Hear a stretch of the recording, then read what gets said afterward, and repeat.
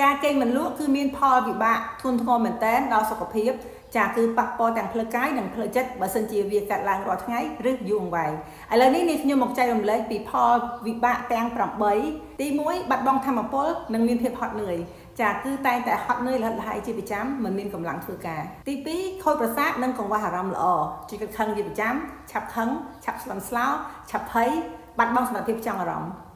ទី3ឈឺក្បាលនិងរលាកភ្នែកអាសាឈឺក្បាលជាប្រចាំហើយនឹងពេលខ្លះមានបញ្ហាក្រហមភ្នែកឬក៏ភ្នែករបៀបថាលូតផ្លត់ឈឺភ្នែកជាប្រចាំទី4ប៉ះពាល់ដល់ភាពស៊ាំរាងកាយចាភាពស៊ាំរាងកាយចុះខ្សោយងាយនឹងឆ្លងជំងឺផ្ដាសាយឬជំងឺផ្សេងទី5បង្កើតហានិភ័យជំងឺបេះដូងនិងសម្ពាធឈាមចាងាយនឹងឡើងសម្ពាធឈាមងាយនឹងមានជំងឺបេះដូងនិងបង្កើតហានិភ័យឈាមកកទី6ប៉ះពាល់ដល់ការយល់ដឹងងាយភ្លេចអត់សូវចាំសមត្ថភាពការគិតវិភាគថយចុះទី7បង្កើតបញ្ហាក្រពះពោះវៀននិងចំណង់អាហារពីច្រើនអ្នកដែលកេងមិនលក់តែងតែមានបញ្ហាក្រពះពោះវៀនចាដូចជាហើមពោះឆ្អល់ពោះចុកចុងដង្ហើមឬក៏មានបញ្ហាឡើងទម្ងន់ខុសធម្មតា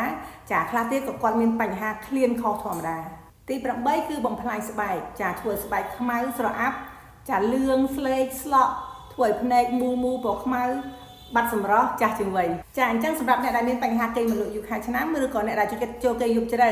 តើបានប្រមាណចំណុចហើយនៃផលប៉ះពាល់ទាំង8នេះចាអញ្ចឹងឥឡូវនេះខ្ញុំសូមណែនាំជាមួយនឹងចាទឹករុក្ខជាតិកេសរគោដែលជួយបងប្អូនឲ្យគេងលក់ស្រួលចាជួយសុខភាពទូទៅចាជួយឲ្យភាពស៊ាំរាងកាយរឹងមាំឡើងវិញជួយបញ្ចុះជាតិពុលជាប្រចាំថែរក្សាដរងនោមចាថែរក្សាប្រព័ន្ធបន្តពូជក៏ដូចជាថែរក្សាសុខភាពទូទៅចាសម្រាប់បងប្អូនអូនពូមីមានបញ្ហាផ្នែកសុខភាពអាចឆាតពិគ្រោះជំងឺជាមួយនេះខ្ញុំដែលអត់គិតថ្លៃ